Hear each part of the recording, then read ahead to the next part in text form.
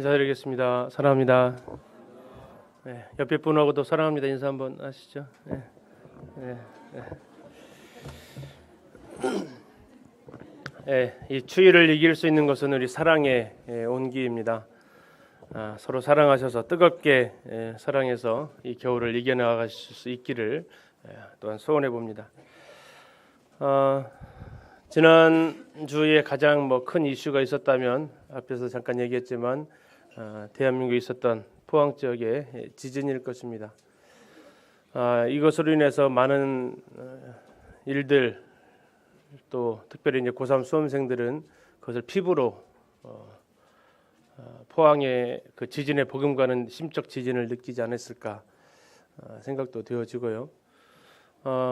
하나님께서 대한민국에 대해서 왜 이와 같은 신호를 보내실까? 모든 자연 재앙이 하나님의 심판이다라고 이렇게 단정짓기는 어렵겠지만, 그러나 그 모습 속에서 우리는 생각을 또한 해야 되는 것도 사실입니다. 어느 분이 이 포항 지역에 이 지진 난 이유가 뭘까를 분석을 또 이렇게 하시는 분들이 계세요. 그 이유들을 두 가지를 이렇게 들어서 이렇게 글을 올린 것을 좀 봤습니다. 하나는 2017년에 포항에서 축제를 했는데, 포항 축제 중에 하나가 오벨리스크를 세우는 축제를 했습니다. 오벨리스크는 이집트의 태양신을 숭배하는 그 상징물인데, 그것을 포항시내 한복판에 세워서 랜드마크로 세우고 그것을 기념하는 축제를 대대적으로 했다라는 것이 하나였고, 또 하나는 포항에는 기독교 대학이 하나 있습니다. 한동대학교라고 기독교 대학이 하나 있죠. 근데 그 한동대학교에서 다음 주 월요일 날 11월 27일 날 퀴어의 눈으로 성경을 해석하고 성경을 보기, 동성애 축제를 주장하고 찬성하고 있는 그 목사를 초청해서 퀴어 세미나를, 동성애 세미나를 계획을 하고 있었는데, 이번 사건으로 인해서 그것이 취소가 된 것 같습니다. 이런 것을 들어서 하나님께서 여기에 대해서 심판하신 것이 아니냐라는 그러한 글을 올린 것을 보았습니다. 그러나 우리가 기억할 것은 예수님께서 하셨던 말씀을 우리는 이 시간 잠시 좀 보고 시작하겠습니다. 누가복음 13장을 보시겠습니다. 누가복음 13장 1절에서 5절입니다. 제가 읽어드리겠습니다. 그때 마침 두어 사람이 와서 빌라도가 어떤 갈릴리 사람들의 피를 그들의 제물에 섞은 일로 예수께 아뢰니, 대답하여 이르시되, 너희는 이 갈릴리 사람들이 이같이 해 받음으로 다른 모든 갈릴리 사람보다 죄가 더 있는 줄 아느냐? 너에게 이르노니 아니라. 너희도 만일 회개하지 아니하면 다 이와 같이 망하리라. 또 실로암에서 망대가 무너져 치어 죽은 18사람이 예루살렘에 거한 다른 모든 사람보다 죄가 더 있는 줄 아느냐? 너에게 이르노니 아니라. 너희도 만일 회개하지 아니하면 다 이와 같이 망하리라. 포항에 있는 일들이 하나님 앞에서 참 안타까운 모습들이고 하나님의 심판이 임할 수 있는 일들입니다. 그러나 우리가 기억해야 될 것은 그들이 더 악했기 때문에 그들에게 지진이라는 형벌로 다스린 것이 아니라는 사실을 우리가 기억해야 됩니다. 우리도 또한 그와 같이 회개하지 아니하면 언제든 하나님께서 우리를 심판할 수 있음을 우리가 기억하고, 우리 민족이, 한민족이, 대한민국이 하나님의 많은 은혜를 받았음에도 이 하나님 앞에서 범하고 있는 이 죄악을 회개하지 아니하면 우리도 또한 그와 같이 망할 수 있다라는 주님의 경고를, 아니 더 나아가서 나 자신이 그와 같은 죄악을, 오벨리스크는 우상 숭배인데 내 마음에 하나님보다 더 섬기고 있는 우상이 존재하고 있다면 포항시에서 오벨리스크를 세운 것이 문제가 아니라 내 마음에 있는 그 우상이 더 큰 문제가 되는 것이고, 동성애에 대해서 그런 세미나를 하는 한동대학교가 문제가 아니라 세상의 문화에 대해서 가감없이 받아들이고 있는 내 자신이, 텔레비전이나 이런 걸 휴대폰이나 스마트폰을 통해서 쏟아져 나오는 그 문화에 대해서 거리낌 없이 향유하고 있고 즐기고 있고 그것에 시간을 보내고 있는 내 자신이 만약에 회개하지 아니하면 하나님의 준엄한 심판이 우리에게 임할 수 있다라는 경각심을 우리가 가져야 될 것 같습니다. 왜 그 지역에 지진이 임했나 이걸 우리가 분석하고 있을 것이 아니라 과연 내 삶에는 그와 같은 우상의 모습이 잔존하고 있지는 않은가, 내 삶에는 세상의 문화에 대한 이런 것들에 대해서 정말 아무 거리낌 없이 수용하고 있고 이것에 대해서 우리가 누리고 있지는 않은가. 주님 말씀하시기를 너희도 만일 회개하지 아니하면 다 이와 같이 망하리라 하시는 걸 우리가 기억하고 지금 이 순간에 고통당하고 있는 그들을 위해서 우리가 기도하고 또 우리 자신을 돌아보는 그런 시간이 되어야 할 것 같습니다. 오늘은 사도행전 4장 32절부터 5장 11절까지 나와 있는 본문을 가지고 은혜와 공의가 함께하는 교회 이 부분에 대해서 말씀을 드리겠습니다. 먼저 지난 시간에 4장을 통해서 사도들이 그 대제사장들과 사두개인으로 구성되어 있는 산헤드린 의회에 불려져서 그들에게 협박하고 위협하는 가운데서도 그들이 예수 그리스도 그 이름 위에는 우리에게 구원 얻을 만한 이름을 주신 적이 없다라고, 예수 그리스도 그분만이 우리의 유일한 구원자라고 담대히 전했던 것을 살펴보았고, 그들이 그와 같은 것들을 증거할 때에 그 옆에 안전병이 되었던 사람이 옆에 있었던 일들을 통해서 우리의 가장 강력한 이 증거의 무기는 바로 그러한 변화된 삶과 간증이 되어야 함을 또한 살펴보았습니다. 그리고 그들이 그 소식을 가지고 교회로 돌아와서 이것에 대한 일들을 다 이야기했을 때에 그들은 더욱 하나님 앞에 기도하게 되었고, 그 기도의 결과로 인해서 그들은 성령 충만을 입게 되었고, 그 성령 충만의 영향으로 그들은 담대히 하나님의 말씀을 전했던 것을 우리는 4장 31절까지 이렇게 볼 수 있었습니다. 오늘은 그 이후에 어떤 일들이 일어났는지를 잠시 이렇게 보겠습니다. 뭐 잘 아시죠? 십자가가 있습니다. 십자가에 나타난 하나님의 두 성품이 있습니다. 십자가에 나타난 하나님의 두 성품, 뭐가 나타나 있죠? 십자가예요. 십자가를 통해서 우리가 볼 수 있는 게 뭡니까? 그렇죠. 하나님의 사랑입니다. 자신의 아들을 죽기까지 내어주신 하나님의 사랑. 로마서 5장 8절에서 말씀하시기를 하나님의 사랑의 확증이다라고, 우리가 아직 죄인 되었을 때에 하나님께서 아들을 보내셔서 죽게 하심으로 이루신 이 구속의 십자가의 사역은 하나님의 사랑의 확증이다. 하나님이 얼마만큼 우리를 사랑하시는지를 보여주는 사랑의 완성체라고 성경은 말하고 있습니다. 그러나 또 하나 이 십자가를 볼 때 우리가 기억할 것이 있죠. 그건 뭘까요? 그건 하나님의 공의입니다. 범죄하는 그 영혼은 죽으리라. 한 번 죽는 것은 사람에게 정하신 것이고 그 후에는 심판이 있으리라. 피 흘림이 없은즉 죄사함은 없다. 단언코 하나님께서 말씀하신 하나님의 공의입니다. 이 공의는 얼마나 준엄하냐면 하나님의 아들이라도 인류의 죄를 대속했기 때문에, 인류의 죄를 담당하셨기 때문에 십자가에 못 박을 수밖에 없는 하나님의 공의였습니다. 십자가를 보면서 하나님의 사랑이 얼마나 큰지를 우리는 보게 됩니다. 그리고 십자가를 통해서 우리는 하나님의 정의가, 하나님의 공의가 얼마나 엄격한지를 또한 동일하게 보게 됩니다. 이 두 가지가 만날 수 없는 것인데, 사랑한다면 어떻게 심판할 수 있겠어요? 심판한다고 하면서 사랑한다고 할 수 있겠습니까? 그러나 이 사랑과 공의가 맞는 곳이 이 십자가고, 우리는 이 십자가로 인해서 주님의 그 사랑을 알게 되었고, 이 십자가를 통해서 하나님께서 죄에 대해서 얼마나 혐오하시고 하나님께서 죄에 대해서 얼마나 분노하시는지를 또한 우리는 알게 됩니다. 내 죄악이 얼마나 컸을까요? 우리의 죄악이 얼마나 컸을까요? 그것은 하나님의 아들을 십자가에 못 박을 정도까지 컸던 죄악이었던 것을 알게 됩니다.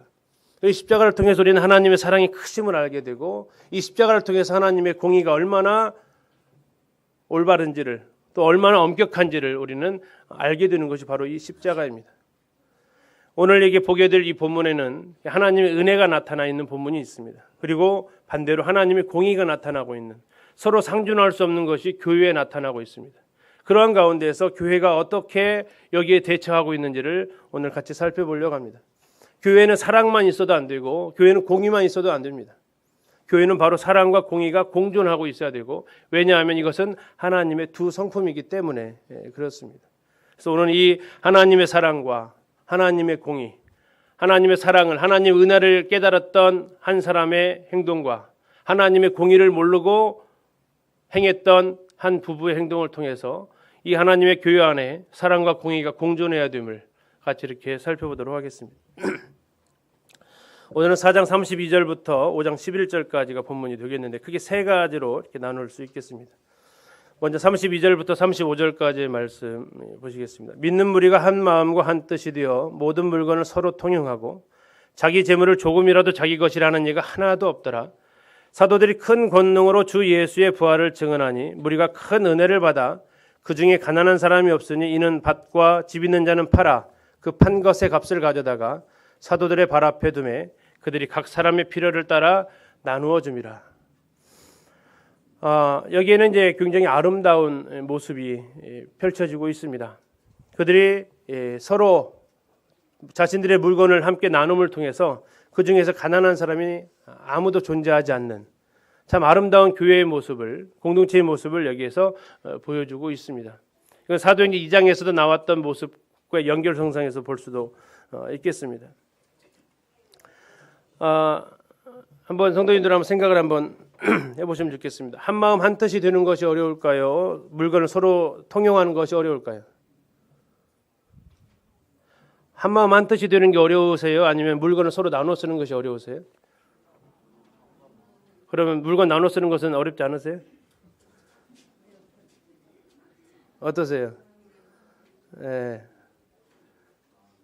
우리는 마음은 이 같이 하는데 이게 행동으로 정말 마음을 같이 하고 있으면 이게 물건을 서로 통용하게 되는데 과연 어느 것이 더 우리 삶에 어려운가? 우리 옆에 있는 형제 자매님들하고 한 마음 한 뜻인가요?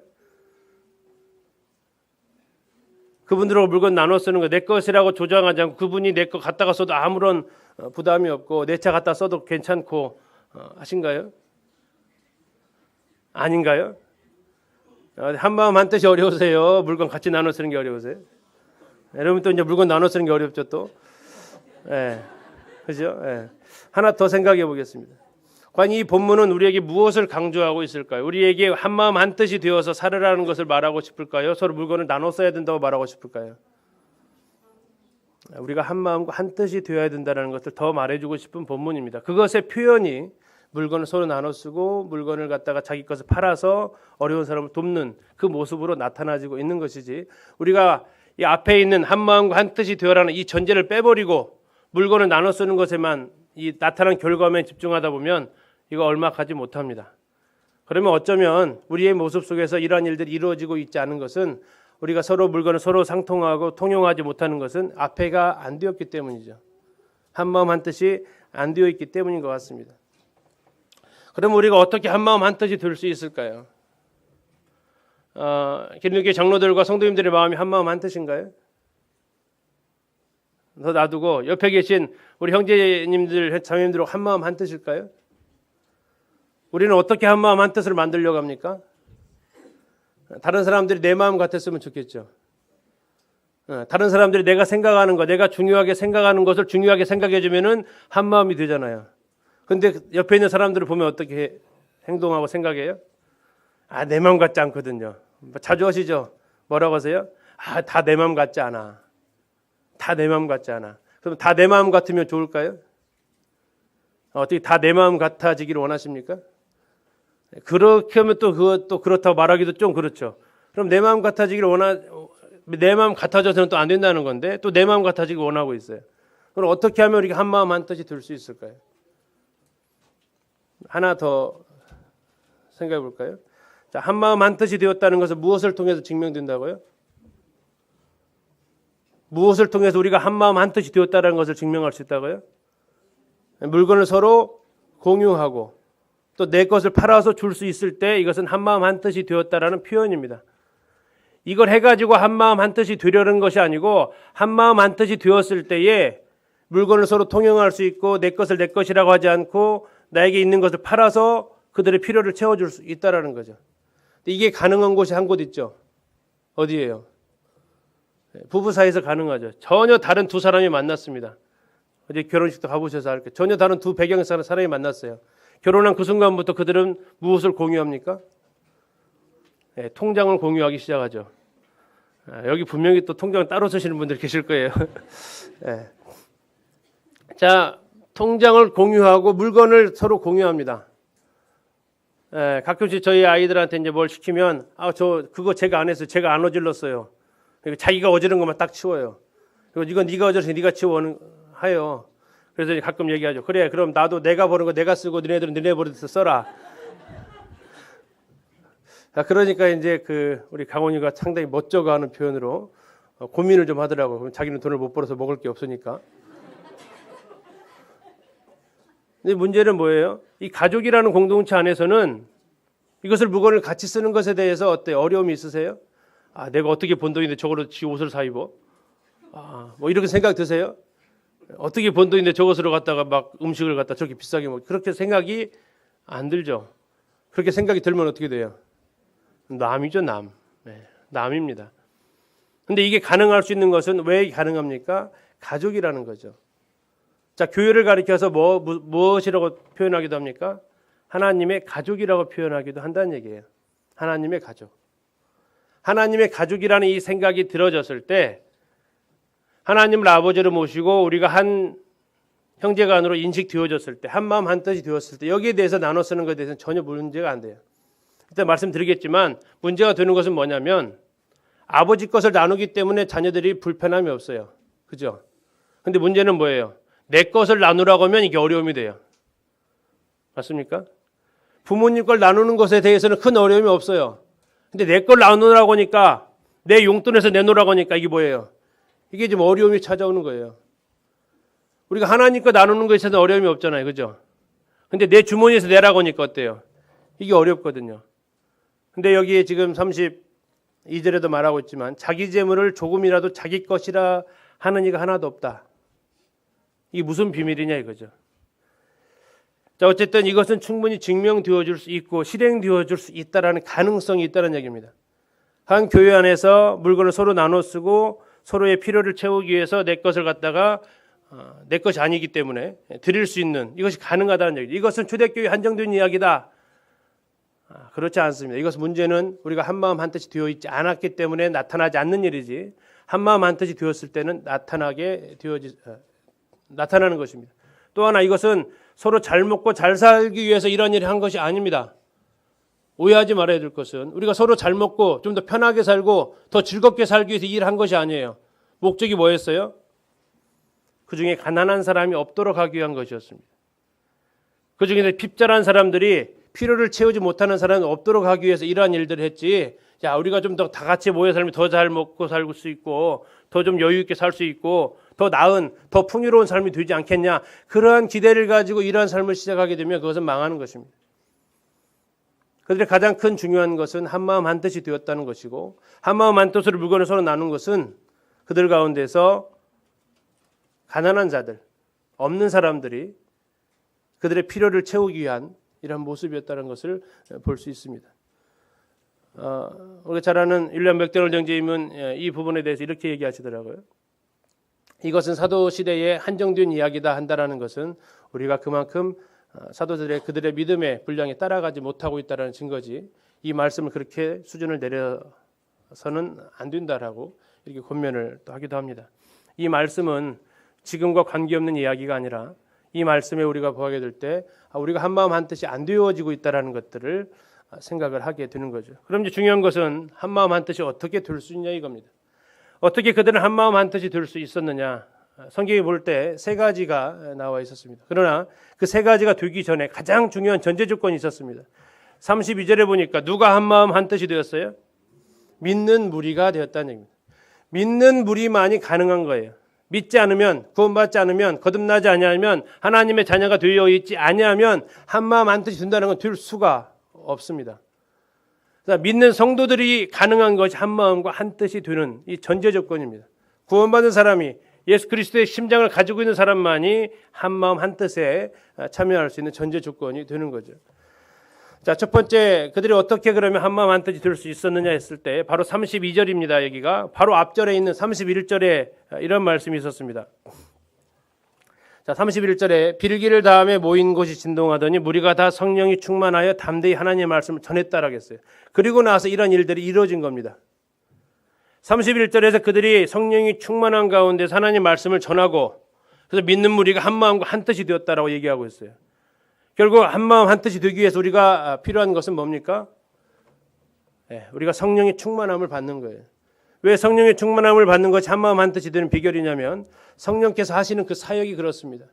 평안에 매는 줄로 성령이 하나 되게 하신 것을 힘써 지키라. 성령께서 하시는 일이 뭐라고요?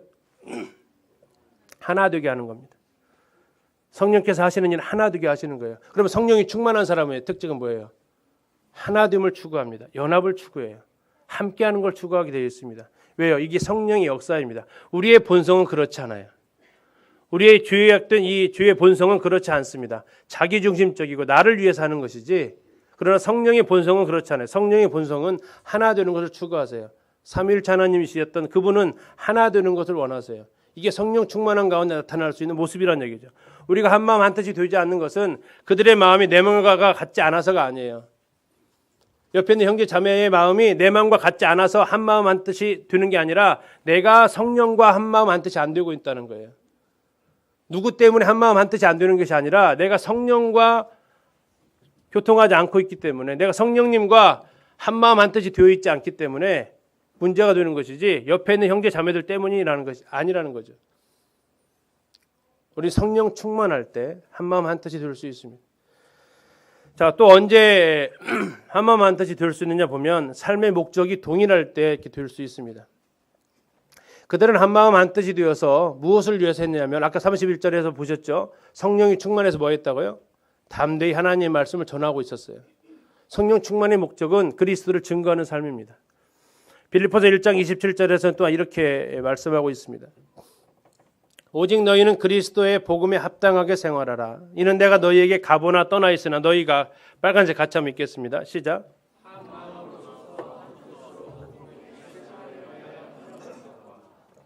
한 마음으로 서서 한 뜻으로 복음의 신앙을 위해서 협력하라는 겁니다. 목적이 뭐예요? 같은 거예요. 살아가는 이유가 같은 거예요. 뭐예요? 복음의 신앙이에요. 그리스도의 복음에 합당하게 사는 거예요. 이것이 삶의 목적이 같아요. 삶의 목적이 같기 때문에 그들은 한 마음 한 뜻이 되어지는 거예요. 서로 사는 이유가 다르면 함께 갈 수 없는 거예요. 우리가 함께 할 수 있는 것은 뭡니까? 우리가 살아가는 이유가 같기 때문에 그래요. 여기 계신 분들이 살아가는 이유가 그리스도의 복음을 위해 살아가는 이유가 같아질 때 우리는 한 마음 한 뜻이 될 수 있어요. 그리고 세 번째 한 마음 한 뜻이 될 수 있는 것은 33절에 나와 있습니다. 사도들이 큰 권능으로 주 예수의 부활을 증언하니 무리가 무엇을 받았습니까? 큰 은혜를 받았습니다.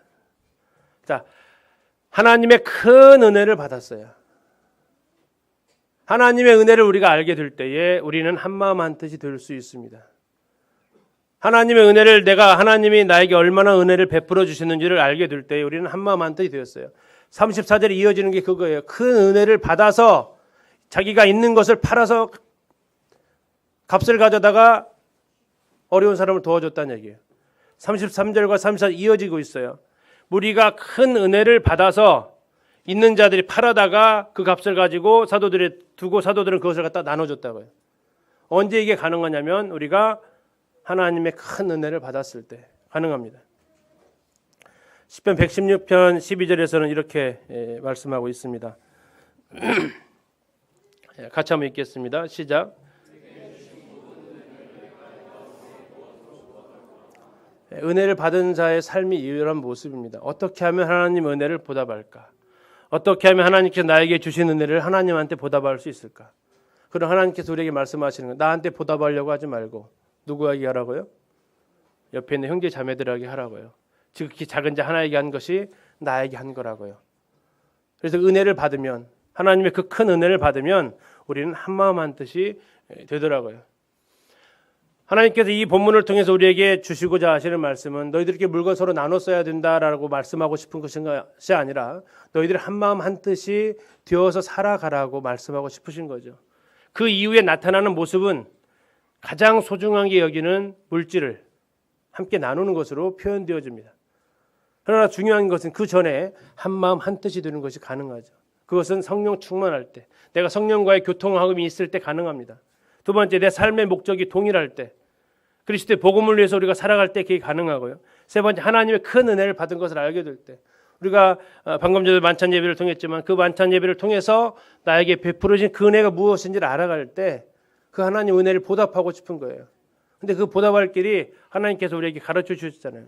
지극히 작은 자 하나에게 한 것이 나에게 한 것이라고. 그렇기 때문에 그들은 뭐 했어요? 자기 것을 팔아가지고 그들의 필요를 채워주게 되었습니다. 자, 한마음 한뜻이 되었을 때 나타나는 반응이 첫 번째는 모든 물건을 서로 통용했다라고 얘기합니다. 왜요? 자기 재물을 조금도 자기 것이라는 얘기가 하나도 없어요. 앞에 잠깐 말씀드렸습니다. 부모님 걸 나눠 쓰는 거, 부모님이 월급 받으신 걸 가지고 나눠 쓰는 것은 가족들이 별로 어려움이 없어요. 근데 언제부터 어려움이 생겨요?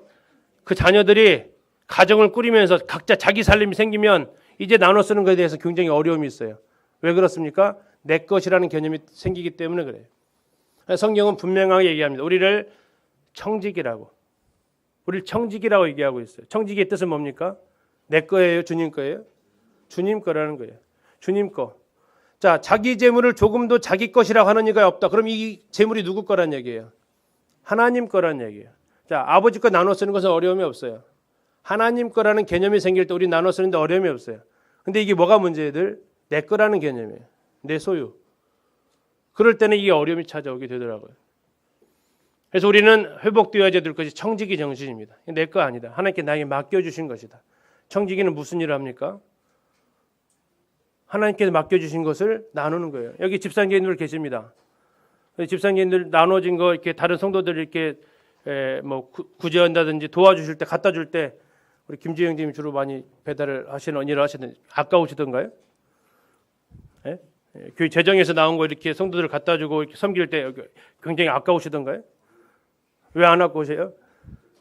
예. 이게 만약에 내 월급에서 나가라고 하면 이게 쉽지 않을 거란 말이죠. 그죠? 근데 교회 안에 재정을 가지고 하나님 것을 가지고 나눠줄 때는 이게 쉬워져요. 근데 우리에게서 이게 어려운 것이 뭐냐면 한마음 한뜻이 안 돼 있기 때문에. 왜요? 내 것이라는 생각을 들어오기 시작하는 그 순간부터 우리는 함께 나눌 수가 없습니다. 하나님 거라는 개념, 자기 재물을 조금이라도 내 것이라고 말하지 않는 것, 이것이 우리에게 가능한데 이것은 어떻게 가능하냐면 한마음 한뜻이 될 때 가능해요. 그리고 그러한 이 삶은 사도들이 큰 권능으로 부활을 증언하는 원동력이 됩니다. 자, 사도들이 복음을 전했어요. 큰 권능으로 예수님의 부활을 증언하는데 무리가 은혜를 받아요. 왜 은혜를 받았을까요? 그건 앞에 전제가 되어지고 있는 거예요. 믿지 않는 사람들이 믿는 사람들의 삶을 보니까 믿는 사람들이 증언하는 그 부활의 모습하고 그들의 살아가는 모습하고 부활의 내용하고 그들이 살아가는 모습하고 어때요? 서로 달라요? 일치해요? 일치하더라 이거죠. 그들의 삶이 밑바탕을 깔아주고 있고 사도들의 선포가 그것을 말해주고 있기 때문에 그들의 삶과 그들의 말이 일치되어져 있었어요. 자, 우리가 부활을 생각한다면 우리가 부활을 생각하고 주님이 다시 오실 것을 생각한다면 그리고 우리가 그분의 심판대 앞에 설 걸 생각한다면 그리고 그 삶대로 우리가 그 말씀대로 우리가 살아간다면 우리의 말과 우리 행동은 동일해져야 한다는 거죠. 동일해졌을 때에 그들의 삶과 그들의 메시지가 동일해졌을 때에 큰 권능이 나타나게 됩니다. 우리가 복음 집회를 이렇게 합니다. 자, 이 복음 집회 가운데 어떻게 하나님의 큰 권능이 나타날 수 있냐면 우리의 그 삶이 우리가 증거되어지는 그 말씀과 일치되어짐을 그들이 느낄 때 그들이 친구가 그렇게 기뻐할 수 있었던 것이 그런 이유였구나 라고 이렇게 느껴질 때에 그들은 반응을 하는 거죠. 어느 구도자들은 자신들에게 굉장히 관대한 친절을 베푸는 것에 대해서 부담감을 느끼기도 합니다. 부담스러워서 못 오겠다고 하신 분도 계시더라고요. 그래서 식사 시간 피해서 오시는 분도 계세요. 너무 자기에 대해서 그냥 극진히 챙겨주니까 너무 부담스럽대요. 한 번 더 우리가 생각해 둘 것은 우리는 우리끼리 얼마나 챙기고 있냐. 어느 책에서 이런 얘기를 하고 있더라고요. 세상에 있는 사람들이 보고자 하는 것은 자기들에게 베풀어지는 환대를 보고 싶어 하진 않는데요. 그들이 보고 싶어 하는 것은 뭐냐면 우리들끼리 어떻게 서로 환대하고 있는지를 보고 싶대요. 그래서 교회에 와가지고 자기들을 얼마나 챙겨주느냐 이걸 보고 싶은 게 아니라 그 교회 다니는 사람들끼리 얼마나 친절하게 해주고 얼마나 챙겨주고 있는지 그 모습을 그들은 보고 싶다고 해요. 자기에게 쏟아지는 관심과 이런 섬김은 그들은 굉장히 불편하지만 아니 어쩌면 저들은 저렇게 서로서로 챙겨주고 서로 웃으면서 얘기해주고 서로 걱정해주고 서로 관심을 가져줄까? 그 모습을 보면서 아 나도 이 구성 안에 들어오면 나도 그런 것을 받겠구나라는 그런 것을 그들이 더 보고 싶어 한다는 거죠. 자기들에게 쏟아지는 관심을 보고 싶은 게 아니라 함께 서로 하나 되어져서 서로에게 관심을 써주는 그 모습을 그들은 더 보고 싶어 한다는 것을 읽게 되었습니다. 아멘이 되더라고요. 우리가 말하는 것과 우리가 삶이 하나 되어질 때 그것은 큰 권능을 발휘하게 됩니다. 사도들이 큰 권능으로 설교할 수 있었던 것은 그 믿는 무리가 한마음 한뜻이 되었기 때문에 가능하죠. 여기서 아무리 설교를 한다 하더라도 여기 기린누기를 방문하신 교회를 방문하신 그분들의 마음이 우리 가운데에서 싸늘함을 느끼거나 우리 가운데 소유됨을 느끼는 왜 저들은 저렇게 이렇게 서로 이렇게 불편하게 보여? 이렇게 된다면 누구도 이 자리에 함께하고 싶은 마음이 없을 겁니다. 그 다음에 이제 은혜 받은 자의 삶. 자, 33절에서 34절 이어진다고 말씀드렸습니다. 그들이 큰 은혜를 받았습니다. 그 다음에 어떻게 행동합니까? 그 중에 가난한 사람이 없어졌습니다. 큰 은혜를 받으니까 가난한 사람이 없어졌어요. 가난한 사람이 없어진 이유를 살펴보니까 있는 자들이 밭과 집 있는 자가 팔아서 그것을 나눠줬기 때문이라고 얘기를 하고 있습니다. 고린도후서에서 8장에서 이런 말씀을 주님께서 하고 계십니다. 형제들아 하나님께서 마게도냐 교회들에게 주신 은혜를 우리가 너희에게 알리노니 환난의 많은 시련 가운데서 그들의 넘치는 기쁨과 극심한 가난이 그들의 풍성한 연보를 넘치도록 하게 하였느니라. 이해할 수 없는 말씀이죠. 어떻게 극심한 가난이 풍성한 연보를 가능하게 하냐고요. 극심한 가난. 물론 그 앞에 넘치는 기쁨이 있었어요. 자, 극심한 가난 가지고는 이걸 할 수가 없어요. 그 앞에 반드시 존재하는 것이 뭐가 있습니까? 넘치는 기쁨이 있었어요. 넘치는 기쁨. 근데 그 넘치는 기쁨 앞에 있었던 것은 뭐냐면 환난에 많은 시련이 있었어요. 환난의 많은 시련 가운데서 넘치는 기쁨이 있었기 때문에 가난할지라도 풍성한 연보를 할 수 있었대요. 그러나 우리가 더 앞으로 가서 보셔야 될 것은 그들이 어떻게 많은 시련 가운데서도 넘치는 기쁨이 있었느냐? 무엇 때문에요? 그들에게 주신 하나님의 은혜를 알게 되었을 때에, 자기들에게 주신 하나님의 은혜를 알게 되었을 때에 넘치는 기쁨은, 환난의 많은 시련은 뭘로 바뀝니까? 넘치는 기쁨으로 바뀝니다. 극심한 가난은 뭘로 바뀝니까? 풍성한 연보로 바뀌게 돼요. 무엇이 그렇게 가능하게 한다고요? 하나님의 은혜가요.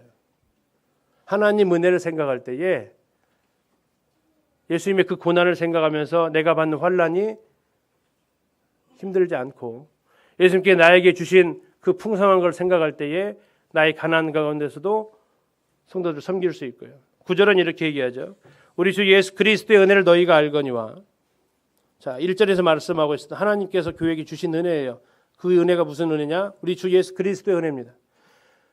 부유하신 이로써 너희를 위하여 가난하게 되셨어요.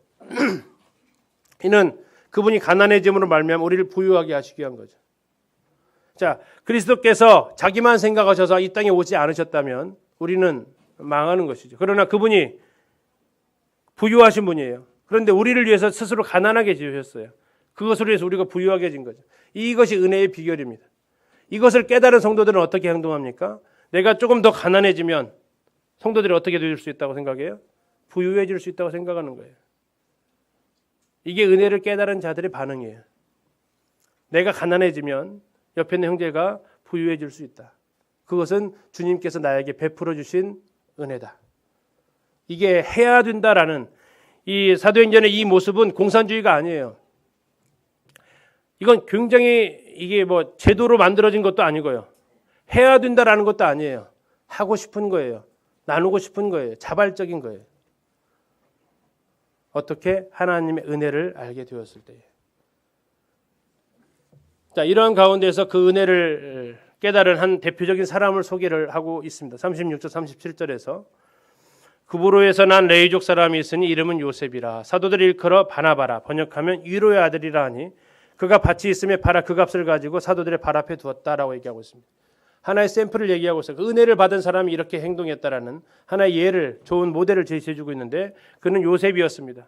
그런데 요셉이라는 이름보다는 이후에 바나바라는 이름으로 더 많이 알려지게 됩니다. 자, 바나바에서 첫 글자 바 이름이 있는데 이건 아들이라는 뜻입니다. 나바 이건 위로라는 의미를 가지고 있는 것 같습니다. 자, 그는 어디 사람이냐면 구브로에서 났대요. 구브로. 자, 구브로를 잠시 이렇게 좀 보면 지금 이 동그라미 친 곳은 예루살렘입니다. 예루살렘 교회가 있었던 지금 사도행전 4장 5장의 배경이 되는 예루살렘이고 지금 이 바나바는 이 키프로스라고 불리는 이 구브로 사람이에요. 이 섬에 살던 사람이 어디로 온 거예요, 지금요? 예루살렘으로 와서 그가 지금 이제 살고 있었던 거예요. 그런데 그가 자기가 가지고 있었던 것을 팔아가지고 구제했다는 얘기예요. 그러면 아마 키프로스에 있는 것을 갖다가 팔았을 수도 있겠습니다. 이 사람은 이제 바나바라는 그리스 정교회에서 그 사람이 그린 초상인데요. 자, 이분이 지금 이제 자기가 가지고 있었던 밭을 팔아가지고 그것을 가지고 성도를 섬겼던 이런 모습으로 나타나지고 있습니다. 그런데 그 이름이 우리는 기억하게 되는데 그 이름의 뜻이 뭐라고요? 위로의 아들이다. 우리 개역 한글에서는 권위자라고 나와 있습니다. 권위자. 자, 위로의 아들, 권위자의 뜻은 뭐냐면 권면하고 위로한다라는 뜻이에요.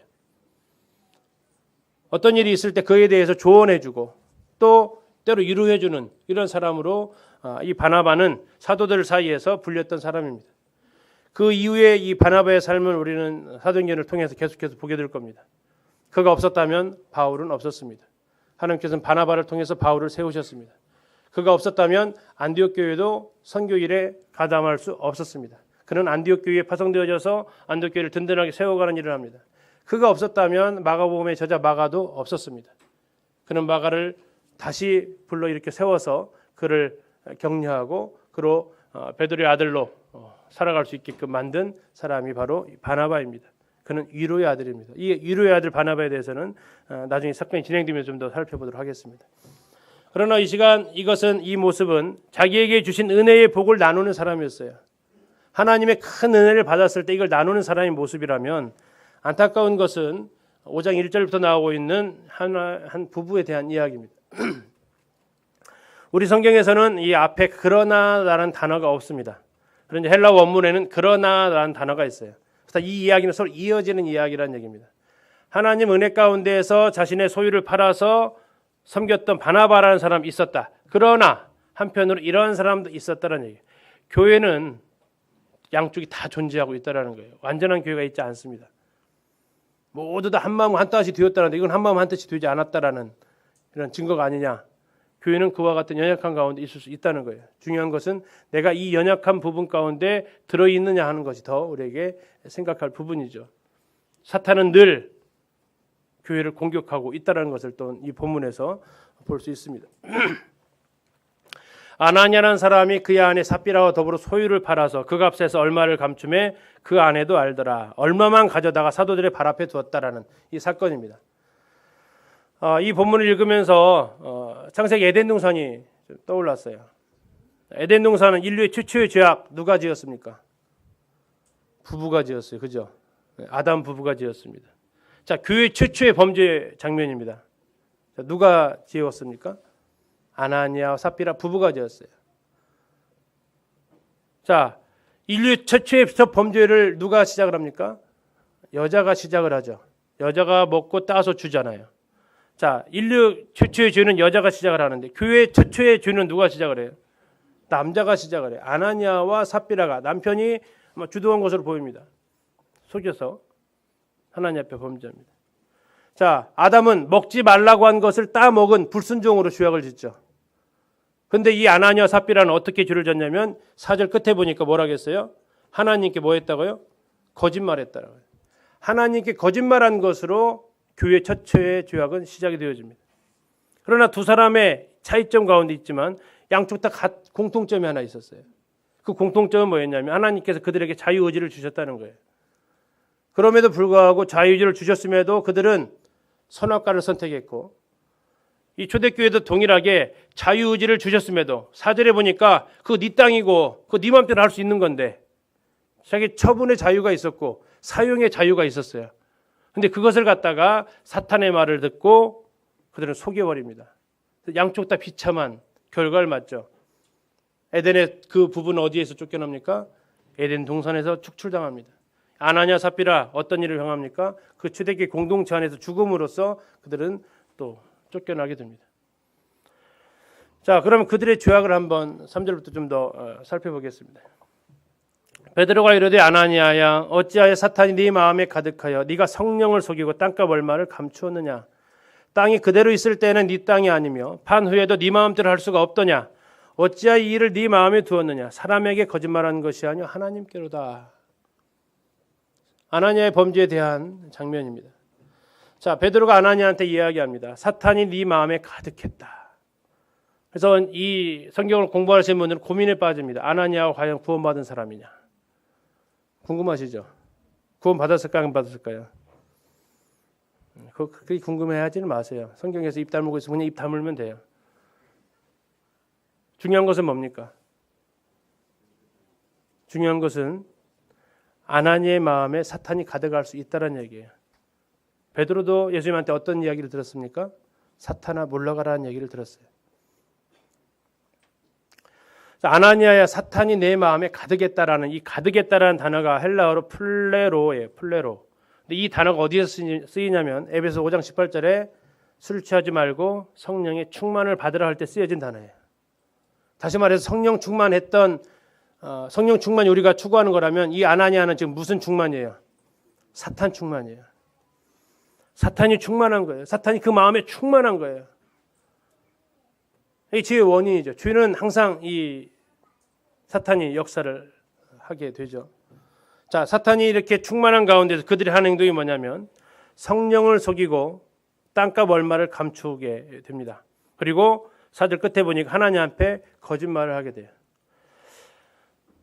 우리 청년들하고도 한번 얘기했지만 어떻게 해요? 이게 죽을 죄입니까?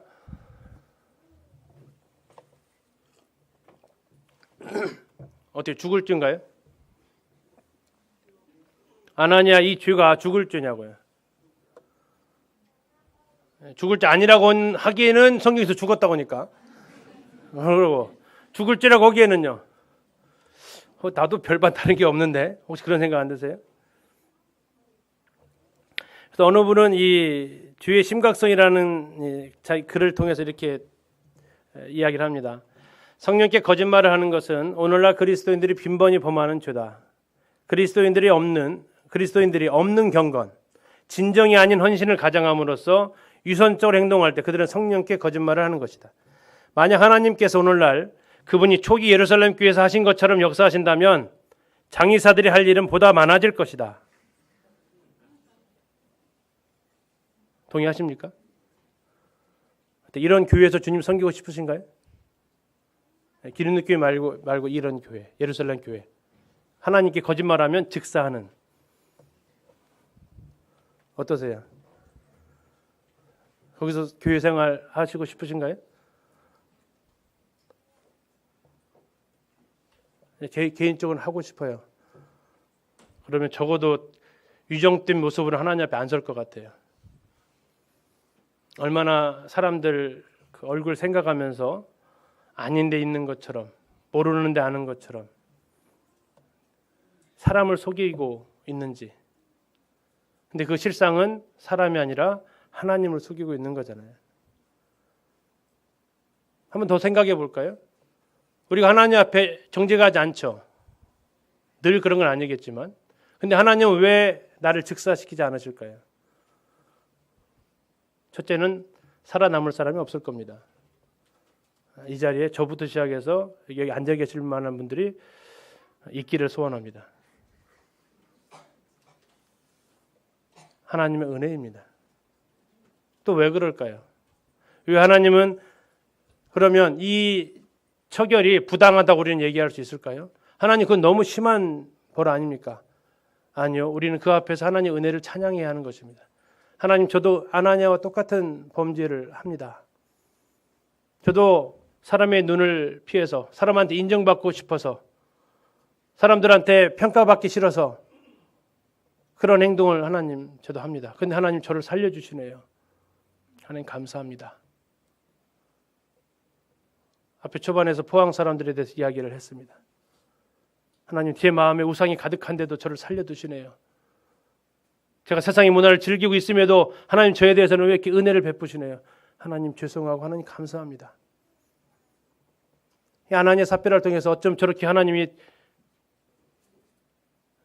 너무하신 거 아닌가 하는, 이게 아니라 하나님은 늘 죄에 대해서 이렇게 하시는 수 있는 분이세요. 이건 하나님의 공의예요. 그러나 우리가 오늘날 이 시간 존재할 수 있는 것은 그 하나님의 공의를 우리에게 적용시키는 것이 아니라 하나님 은혜를 우리에게 적용시키고 있다는 거죠. 그러나 우리가 그 하나님 은혜를 늘 힘입어서, 하나님의 은혜를 힘입어서 늘 죄악 가운데 있다면, 늘 거짓을 행한다면 하나님 말씀하십니다. 너희도 회개하지 않으면 이와 같이 망한다고. 하나님께서는 오늘날 하나님 속이는 이 행위에 대해서 초대교회처럼 벌하지 않으세요. 이것이 감사하기도 하고 이것은 또한 우리의 안타까움이기도 해요. 왜 그런 생각을 하게 되냐면, 똑같은 죄를 졌을 때 매로 때려서 될 애가 있고 매로 때리면 더 안 되는 애들이 있어요. 초대교회는요, 죄가 있을 때에 이것을 바로 책망해도 그들은 하나님을 떠나지 않아요.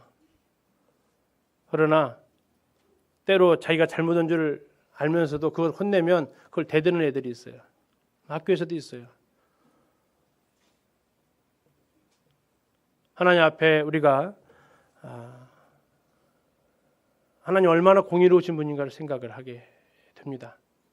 그러면 우리가 범하고 있는 이 죄가 얼마나 심각한 줄을 생각하게 되고, 그럼에도 참으시는 그분의 은혜를 생각하게 돼요.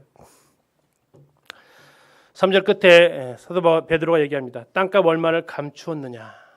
자, 감추다라는 뜻인데요. 이것은 여호수아 7장 21절에 있는 단어와 같은 단어가 쓰여집니다. 구약을 헬라어 성경으로 번역한 70인형에서 이 단어를 같은 단어로 사용하는데요. 7장 1절 21절에 이런 단어가 있습니다. 내가 노력한 물건 중에 시날산 아름다운 외투 한 벌과 은 200세겔과 그 무게가 50세겔 되는 금덩이 하나를 보고 탐내어 가졌나이다. 보소서 이제 그 물건들을 내 장막 가운데 땅속에 감추었는데 은은 그 밑에 있나이다 하더라다. 자, 아간이 여리고성에서의 비싼 것을 감췄어요. 아나니아가 자기가 가지고 있는 것의 판군을 감췄어요. 이것이 같은 죄악이. 아간이 어떻게 됩니까? 아간이 어떻게 돼요? 돌에 맞아 죽습니다. 아골골짜기라 불려지는 곳이 되어집니다. 여호수아 시대에 이 아간의 죄는 바로 드러나지 않았어요. 언제 드러납니까? 그들이 아이성 싸움에서 지고 난 다음에 그들이 알게 돼요.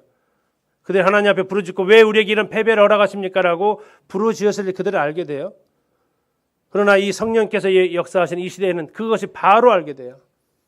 오히려 이것이 알려지지 않았고 숨겨졌다면 그것은 그들에게 더 큰 재앙이죠. 아까 말씀드린 대로 네 땅이고 네 마음대로 할 수 있었습니다. 팔으라고 한 적 없어요. 또 판 거 다 가져오라고 한 적도 없어요. 팔 수도 있고 안 팔 수도 있었어요. 근데 팔았어요. 다 드릴 수도 있고 일부만 드려도 괜찮아요. 아니야, 팔고 안 드려도 괜찮아요. 왜? 이건 자유의지에 하나님께서 우리에게 주신 거예요. 율법으로 그만 막 정해놓은 규율이 아니라고요. 근데 그는 팔았어요. 그리고 그 돈을 가져다가 일부만 드릴 수 있었어요. 그리고 뭐라고 얘기하면 돼요? 제가 판 값에 일부를 가져왔습니다. 이렇게 말하면 돼요. 그럼 베드로가 아이고 믿음도 없네 이렇게 했을까요? 아니에요. 그걸 가지고도 안 오는 거예요. 근데 어떻게 한 거예요? 속였다는 얘기는. 일부를 가져왔는데 뭐라고 얘기한 거예요? 제가 판 값에 전부를 가져왔습니다 한 거죠. 내 믿음이 이만큼이라고 얘기를 하면 되는데 마치 더 큰 믿음을 가지고 있는. 왜 그랬을까요? 그가 왜 이런 행동을 했을까요? 사도 바울이 베드로가 얘기하죠. 어찌하여 이 일을 네 마음에 두었냐? 무엇 때문에 어찌하여 사탄이 너의 마음에 가득 차게 내버려뒀냐? 무엇 때문에? 무엇 때문에요? 칭찬받고 싶은 거죠. 누구처럼? 앞에 나왔던 바나바처럼. 자기가 만약에 일부만 가져왔다고 하면 어떻게 이야기 들을까요? 바나바만은 못해. 그 이야기를 듣고 싶지 않은 거죠. 자기도 바나바처럼 헌신 있는 사람으로, 자기도 바나바처럼 위로의 사람으로 기억되고 싶은 거죠. 그런데 그렇게 기억되고 싶기에는 자기의 믿음은 어때요? 허락하지 않는 거죠. 그 수준이 안 되는데. 근데 마치 그렇게 하는 것처럼 이건 하나님 앞에 우리가 정말 조심해야 될, 오늘날 이 시간에도 일어날 수 있는 우리들의 마음입니다. 어떤 형제님이 하니까 따라하고 어떤 자매님이 하니까 따라하고, 그런데 내 분량만큼만 하면 되는데 똑같은 인정받고 싶어서, 똑같은 칭찬받고 싶어서 내가 이런 것들을 행하고 있다라면 이것은 하나님 앞에 책망받을 일이라는 거죠. 아나니아가 이 말을 듣고 엎드러져 혼이 떠납니다. 혼이 떠났다라는 단어는 헬라어로 ek프시코라고 하는데 신약에 딱 3번 사용되어져요. 신약성이 딱 3번 사용되어지는데 5장에서 2번 사용됩니다. 하나는 아나니아한테, 하나는 삽비라한테, 그리고 12장 23절에서는 하나님 앞에 영광을 돌리지 않았던, 자기가 노래를 잘한다라고 이렇게 칭찬을 받으니까 하나님 앞에 영광 돌리지 않았던 헤로드한테 하나님께서 이 심판하십니다. 헤롯이 영광을 하나님께 돌리지 않냐므로 주의 사자가 고치니 벌레에게 먹혀 죽으니라. 벌레에게 먹혀 혼이 떠나니라. 이 단어는 성경에서 딱 3번 쓰여지는데요. 하나님께서 쳐가지고 하나님께서 심판하셔서 죽는 죽음 앞에 쓰여지는 단어입니다. 얼마나 비참한 죽음이에요. 자, 이 일을 있을 때에 이 일을 듣는 사람들이 다 크게 두려워합니다. 다 크게 두려워했다고 했어요. 아까 우리 4장에서 큰 능력 보셨어요. 부활의 큰 능력. 하나님의 큰 은혜 봤어요. 그리고 큰 두려움을 보게 됩니다. 하나님의 은혜도 크지만 하나님의 공의도 큰 거예요. 그리고 그들은 시신을 젊은 사람들이 장사를 하게 됩니다. 그리고 시간이 3시간쯤 지나서 아내가 아무것도 알지 못하고 남편 죽은 줄도 알지 못하고 아내가 다시 베드로한테 찾아옵니다. 베드로는 이 아내는 회개할 시간을 한 번 더 줘요. 그 땅 판 값이 이것뿐이냐? 나에게 말해라. 회개할 기회를 준 거예요. 근데 뭐라고 대답합니까? 이것뿐이에요. 잘했죠, 짠 대로. 딱 짜고 말한 대로, 약속된 대본대로 잘했어요. 그러나 그는 회개할 기회를 이제 놓쳐버립니다. 그랬을 때에 베드로가 이야기합니다. 주의 영을 시험하려 하느냐. 자, 아까는 뭐 했어요? 아나니아는 뭐 했다고 했어요? 하나님께 거짓말했다고 했어요. 이것은 또 지금 삽비라한테 뭐라고 얘기합니까? 주의 영을 시험하고 있다. 아는가 모르는가 시험하고 있는 거예요. 하나님을 시험하는 거, 하나님께 거짓말하는 거 같은 거예요. 하나님의 심판을 초래하는 일입니다. 보라, 내 남편을 장사하고 는 사람들이 문 앞에 이르렀으니 또 너를 메어 내가리라 하니 그가 베드로의 발 앞에 엎드러져 혼이 떠나는지라. 아까 그 단어가 또 쓰여집니다. 하나님께서 또 심판하셨다는 모습입니다. 부부가 3시간 차이로 죽음을 당합니다. 이 모습 속에서 우리는 무엇을 봅니까? 하나님이 얼마나 하나님을 속이는 행위, 하나님 앞에 거짓말하는 행위에 대해서 무섭게 심판하시는가. 이게 하나님의 뭐라고요? 공의라고요. 하나님의 공의. 하나님 그분 앞에서는 단 하나의 죄도 하나님 앞에서 용납되어지지 않습니다. 이게 그분의 공의입니다. 그러나 우리가 이 시간 살아있고 숨쉴 수 있는 것은 하나님 우리에게 은혜로 대우하시기 때문입니다. 우리의 죄가 약해서가 아니에요. 우리가 잘못을 덜 해서가 아니에요. 우리가 좀 나아서가 아니에요. 우리의 믿음이 좀 괜찮아서가 아니에요. 하나님의 은혜로 우리를 바라보시기 때문에 우리가 살아갈 수 있는 거죠. 그때 11절에서 이렇게 얘기합니다. 온 교회와 이 일을 듣는 사람들이 다 크게 두려워하니라. 또 큰 두려움이 임합니다. 우리는 하나님에 대해서 어떻게 생각하고 있나에 따라 하나님을 대하는 자세가 달라져요. 가끔씩 말씀드리지만 하나님 앞에 너무 건방져요. 우리 삶이. 하나님 앞에 너무 무례해요. 하나님의 그 은혜만 생각하고 너무나 하나님 앞에 조심성 없이 대해요. 그러나 6절에서 다음에 11절에서 얘기하는 건 이겁니다. 이 일을 듣는 사람들이 뭐 했다고요? 크게 두려워할 수 있어요. 하나님 두려워할 줄 아셔야 돼요. 하나님 두려워할 줄 아셔야 돼요. 마태복음 이렇게 말씀하시잖아요. 너희 목숨을 빼앗는 자를 두려워하지 말고 누구를 두려워하라고요? 너희 영혼을 지옥에 심판할 수 있는 그분을 두려워하라고. 영혼의 최종 책임자를 두려워할 줄 알아야 되죠. 우리 하나님 앞에 두려움이 없이 행하게 되면 우리는 잘못 행할 수 있게 됩니다. 앞에 절에서 사도 베드로가 이렇게 얘기해요. 사람에게 거짓말한 게 아니고 누구에게 했다고요? 하나님에게 했다고요. 이건 뭐 인도자들에게 거짓말하면 하나님이 심판하신다 이렇게 써먹으라고 주는 말씀이 아니죠. 흔히 말하는 이 교회 담임 목사들한테 거짓말하면 이렇게 심판받는다고 이렇게 사용하라고 쓰신 말씀은 아니죠. 이건 무슨 말입니까? 우리가 형제 자매들에게, 옆에 있는 형제 자매들에게 그들을 속이는 것으로 했다면 무슨 죄와 똑같다고요? 하나님께 한 것과 똑같다고요. 사람에게 한 게 아니라고요. 하나님께 한 겁니다. 하나님의 교회 안에서 이것은 굉장히 무서운 장면이죠. 5장 11절에서 사도행전에서 통틀어서 교회라는 단어가 처음 사용이 되어집니다. 이때부터 교회라는 단어가 시작이 돼요. 쓰여지기 시작합니다. 근데 그것이 언제 쓰여지기 시작했는지 우리는 생각해야 돼요. 하나님의 공의가 실행되어질 때에 교회라는 단어가 최초로 실행이 쓰여집니다. 이것은 하나님께서 교회의 순수성을 해치는 어떠한 악에서도 하나님은 결코 자시하지 않겠다는 거예요. 사도 바울이 예수님 믿는 사람들을 잡으러 다닐 때, 성도들 핍박할 때 예수님께서 그에게 나타나서 무슨 얘기 하십니까? 사울아 사울아 어찌하여 네가 나를 박해하느냐 하셔요. 언제 사도 바울이 예수님을 박해했습니까? 없잖아요. 누구한테 했기 때문에? 성도들한테, 교회에게 했기 때문에 그래요. 교회에게 행한 죄에 대해서는 하나님이 좌시하지 않으세요. 교회를 무너뜨리려는 시도에 대해서는 하나님이 좌시하지 않으세요. 교회를 해치려는 그 행동들에 대해서는 하나님이 가만 보고 계시지 않으세요. 하나님이 엄격하게 여기에 대해서 책망하십니다. 오늘 우리는 세 가지를 살펴봤습니다. 그들은 한마음 한뜻으로 하나님의 은혜를 나누는 모습을 볼 수 있었어요. 어떻게 한마음 한뜻이 될 수 있는지를 우리는 보게 되었습니다. 그리고 그것은 반드시 표현으로 나타나집니다. 한마음 한뜻은 눈에 보여요, 안 보여요? 안 보여요. 우리의 믿음이 보이지 않는 것처럼. 그러나 우리의 믿음은 어떻게 드러나게 됩니까? 야고보서에 있는 것처럼 행위로 그것이 드러나게 되어 있어요. 우리가 한마음 한뜻 되었다는 것은 설명할 길이 없어요, 말로.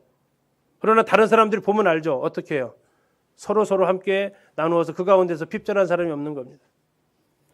그 은혜의 복을 나누는 사람이 있었던 거예요. 하나님께서는 초대교회의 그 많은 필요를 무엇으로 채우셨냐면 하나님의 은혜로 채우세요. 아니, 하나님의 은혜를 아는 사람들의 나눔으로 채우시는 거죠. 바나바, 위로의 아들. 옆에 계신 분이 위로의 아들이십니다. 옆에 계신 분이 위로의 딸이세요. 하나님의 은혜를 깨달아서 그 은혜로 나누는 사람들. 그렇기 때문에 내 것이라고 말할 수 없고 주님의 것으로 나누는 사람들. 청직이죠. 세 번째, 그러나 하나님의 공의를 모르고 하나님의 그 공의를 모르고 하나님을 속이려고 했던 아나니아 삽비라 부부.